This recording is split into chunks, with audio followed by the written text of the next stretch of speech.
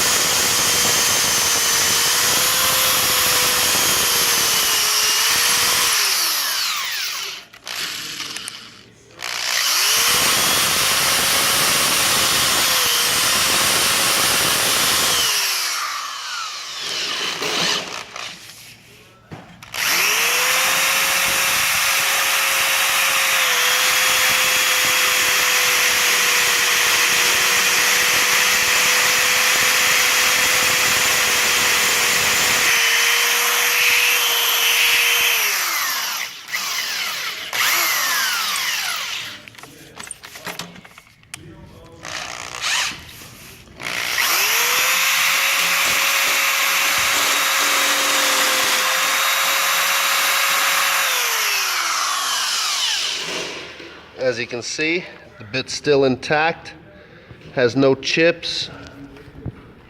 The paint cooling spray is still on and intact. The edges are still nice and sharp. Now we're going to go ahead and drill into some porcelain. Dry hump.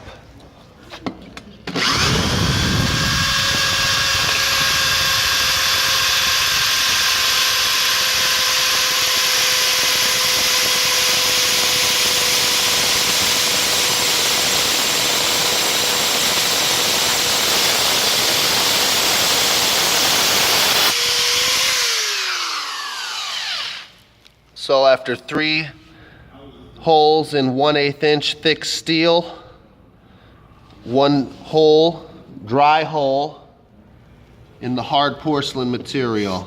Going for number 2.